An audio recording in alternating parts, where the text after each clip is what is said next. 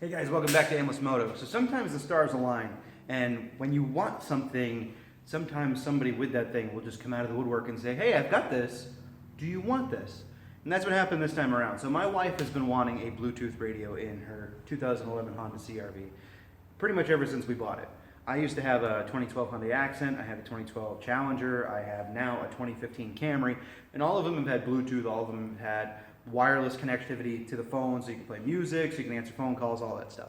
And she's always wanted that, and this was the first car that we bought when we started having children, so we kind of didn't really think about that kind of stuff when we were, going to have a family. So now that we've got it, and now that it's a couple of years later, she's really itching for it. So Seicane, the company that deals with all these like upgraded, they make these upgraded head units for cars. They make them for everything. They reached out to me and they said, hey, would you like to try one? And I said, yes, I would. So they sent me their H602E. Sorry, their H602E. This is their head unit for the Honda CR-V. And it's got a 9-inch touchscreen. It's got Android 6.0. I just wrote this on the box so that way I could remember. GPS navigation, Wi-Fi, 1080p, OBD2 steering wheel controls, 1 gig flash memory, and 16 gig hard drive. So you can actually store a lot of stuff on here. You will get this from China, I believe. It comes with all your wiring that you're going to need, your little GPS antenna, all the connections that you're going to need to connect it directly to the car itself. There's 2 USBs in here. There's also RCA inputs for a DVD player if you have that, or your backup cam if you want to put a backup cam. That's the other thing, is this is upgradable to have a backup cam, which I don't have now, but I think that might be her Christmas present, is getting her a backup cam. This is it. Like I'm telling you, seriously, it's like a tablet in your dashboard. Pretty awesome. It should be pretty straightforward to install this. I'm guessing it's going to be less than 20 minutes. I'm guessing. I hope. Before you get too involved in the disassembly process, the first thing you want to do is fire up the radio and take any CDs out, because they don't mention that in the directions. So now what we want to do, now that the power's on, we want to shift the car all the way into first, make sure the e-brake's on so it's not going to go anywhere, and then turn everything off. So this car has a lockout, so it has to be in park in order to take the keys out. So what we're going to do is leave it in first gear. We're going to go out and we're going to take the negative terminal off the battery just to ensure that there's no juice going into the car during this install. So when I take that off, you'll see the screen go black. The next thing you want to do is take a screwdriver. This is a very small metal screwdriver. You can do this with a plastic screwdriver or a plastic pry tool. You can get these radio install tools that are pretty rigid plastic. But I find that it's easier with a small screwdriver. This is a flathead that I just wrapped in some fine line tape so I don't scratch up the dashboard. But on the left and right by these knobs, there's a little indent, and you can pry out the the air conditioning. So you want to kind of get it out a little bit, like that. And then do the same thing on the other side. Try not to overstretch the plastic or anything. Like that. And you just spin it out of the way. That's all you need to do.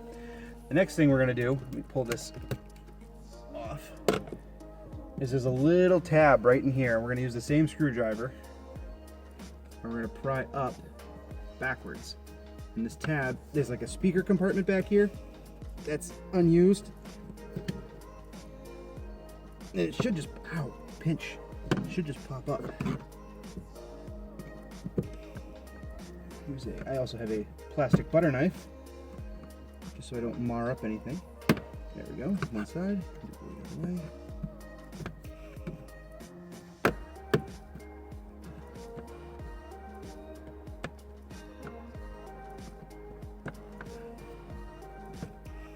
So, and up.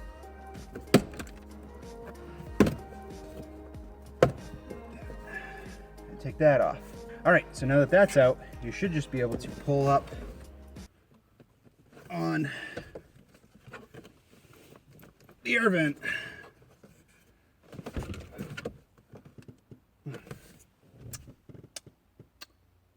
Huh. Is it screwed in?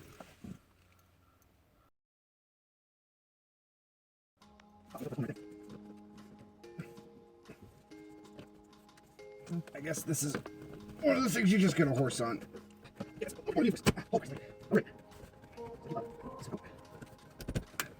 Ooh.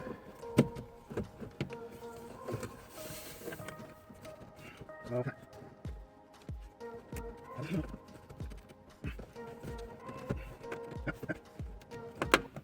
I got it.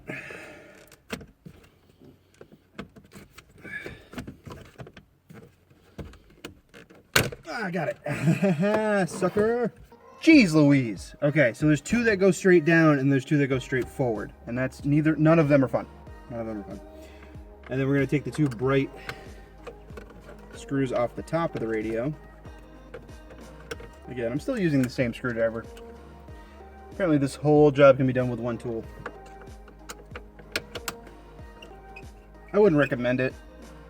I would actually use the right tools. I mean, if I were you. Obviously, I'm doing what I want. Got it. Got it, everybody. Got it.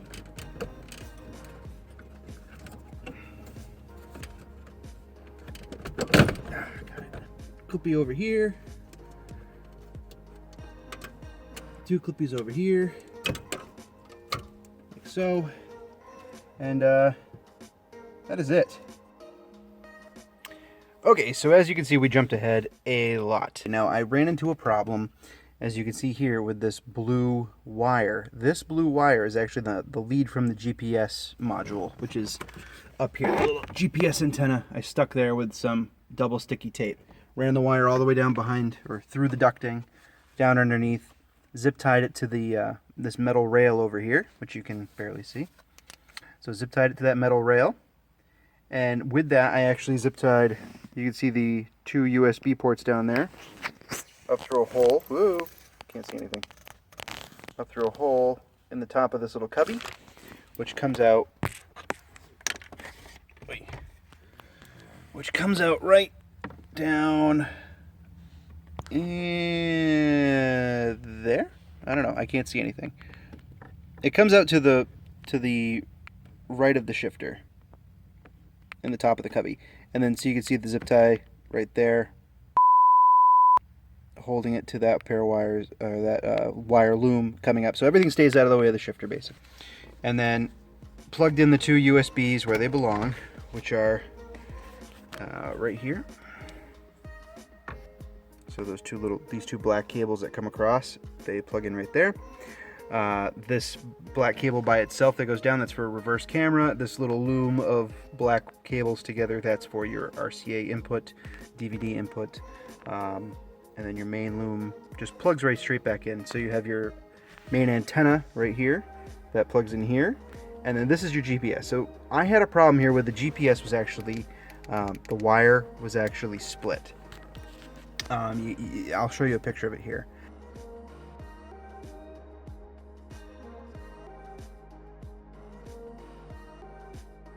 So I did contact Seicane and I said, hey, you know, blah, blah, blah, and I'm waiting for them to get back to me. But in the meantime, I took it apart and resoldered it and had good continuity, so I think it'll be okay. Now, something they don't tell you in the directions as well is you need to save your little white clippies. If I can get one out of here, one of these. You need to save the little white clippies off of your stock radio, because these are going to have to go on here onto the four corners of the posts of the new radio, like so. Those are what's going to hold the new radio into these four tab spots. There's no other way that this radio is held in. The screws do nothing. I did put the screws back where they came from in their stock locations, just so I don't lose them. The radio will simply slide up, and once you get those white clips on, just give it a good push, solid push in all four corners, and it will clip in. So for the time being, I'm not running a DVD player or backup cam. So for right now, I'm leaving all of these wires dangling right underneath the radio. They're out of the way of the shifter. They're not going to hit anything when the shifter moves. They'll be fine there. I might zip tie them there just for peace of mind, just so they don't slosh around in the back, but they shouldn't hit the back of this. The thing is when I want to go put in a reverse camera, all I have to do is pop this out, and then all my connections are right there. I don't have to worry about taking the radio out or anything else like ever again. Everything that I've done so far should be not having to reverse. Nothing is pinched right. Nothing's pinched. So line those up. Give it a good firm click into place.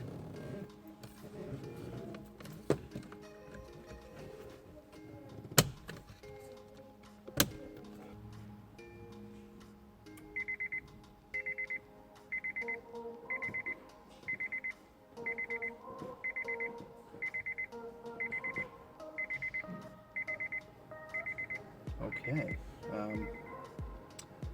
Now I don't know what to do.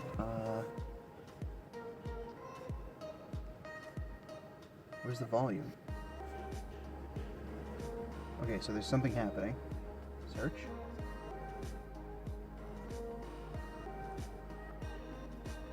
Standard version based on Emmett's original verses. But they made one important change. So the radio works. They removed This is interesting. It's video. Oh, there's a bunch of Japanese, Chinese stuff on here. What's Bang Ying?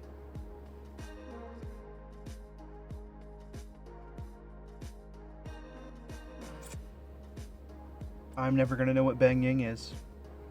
Neither are you. So obviously it works. So let's put this back in place.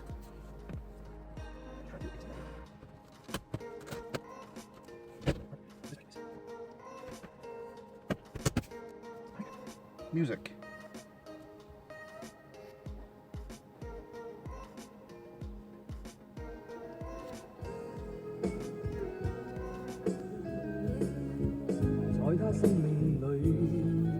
What am I listening to?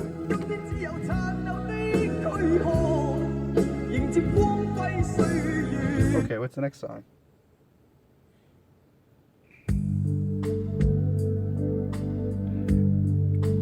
These may never be deleted. Alright, so fast forward a bit, and I've actually learned a few things. Oh no, copyright infringement. Copyright infringement. So, what I've learned is there's a mute. Let me start the car. And we're gonna have, I'll try to keep this low. I definitely need the AC on because it is like 80 degrees outside. And so I was able to hook this up so that way the dimmer actually works with the headlights. So the radio works fine. Now this is exactly as though it is an Android tablet. So there's a home button, which brings you to your main screen for your clock. There's videos, there's music that you can put MP3s on here. And then you can just basically sort through your apps. So I was able to get my phone hooked in. So my phone is on here now, actually hooked to my Samsung Galaxy. And I'm able to dial right now and call somebody if I want to. I can actually go into my address book and look at all my contacts, which is kind of cool. There is a little bit of tinniness to the radio. The stock radio, I think, is a much clearer sound. I was playing with the built-in equalizer in here, and I tried to get it to sound a little bit better. But I mean, it is what it is. It's not bad. I think it's just a connection issue. I might have to pop the AC off and just wiggle some connections back and forth. Maybe try a little dielectric grease on the speaker connections. I don't think it's anything serious. I just think it's a little bit tinny. It's something that I might be able to adjust out anyway. And then you can go into your apps. So actually, I didn't realize this. There's two screens on the home screen here. So what's this? Oh, okay, you can just put your favorites here. So the car settings is where I spent most of the time. Going into the audio settings, here's your equalizer. Audio stage, where it's coming from. So handbrake, if you had the OBD2 hooked up to this, which I don't, you can have like a handbrake light on, you can have a beep, the reversing mirror, which we don't have a reverse camera right now, the navigation software, how you can get it to mix with the audio, the backlight settings. So right now it's set to 90 when the lights are off, and it goes down to 0 when the lights are on, and you can adjust either of those in either setting. Radio settings, set it for the USA, default setting, default volume, the steering wheel. So I was able to get the steering wheel to learn, so I can actually use the buttons on the steering wheel to use this radio, which is pretty cool. If we go back again, You can do screen off, which basically just leaves you date and time, which is pretty cool. I did have to set that because it didn't read off the GPS for some reason. You can go into navigation and automatically run. Navi software setting. I want to use the iGo. And then we're going to go back again and do navigation. And now it should go into iGo. This is kind of a... I would download it better. Like, I would download Google Maps when I get the chance. I can hook this up to my Wi-Fi. It's not really enjoying the Wi-Fi settings for some reason. Like, it won't connect to my house. So I think it's just too far away. I think it needs a little bit, needs to be a little bit closer. Again, with the Android, you have the option to just close out any app that you're in. Go through it. Bluetooth music works, so that's what you need to go to your phone. Video, I haven't got to work because I didn't actually look at what was on that video screen. It's a wallpaper. We can, you can pick a darker blue. With the darker blue, actually kind of matches the screen, so we might set the wallpaper to that. Anyway, so this is pretty good. I mean, for the price, I think if you're gonna just upgrade to wanting a USB ready, Bluetooth ready, app-oriented phone, app-oriented head unit, I think this is great. I think this is heads and tails above what was in here as far as usability. It definitely brings it into the the 21st century as far as, you're in 2018, you want your apps in your car, you want to be able to, you don't want to browse Facebook while you're driving and all, but I mean, you want to be able to go in here and, turn Spotify on, which if you go into the apps, this comes with Spotify loaded, YouTube, Netflix. I think this is a great addition to the car. I think my wife's gonna love it, and we'll see how it goes out. If anything goes weird with this, I'll post another video and I'll put a little link up here in the right hand corner. I hope you guys enjoyed this. Very simple installation. It did take under 20 minutes. This could probably be done in 15 minutes if you knew what you were doing. And now that you've seen this video, just pop it in, pop it out, plug it all in, away you go. It seems to be pretty solid so far. Again, my only qualm with it so far is the Wi-Fi not reading my house, and the audio quality is a little bit wanting, and hopefully that's just something that's a connection that I can figure out. And the GPS antenna came cracked and broken, and I had to repair that. Luckily it's working. Hopefully they send me a new one. So anyway, this is the Seicane H602E for the Honda CR-V 2006 to 2011. So thanks for watching, guys.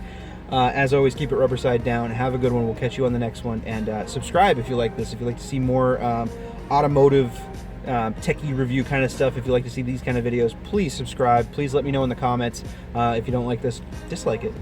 Leave me a nasty comment. I don't care. All right, take it easy, guys. We'll catch you on the next one. See you later.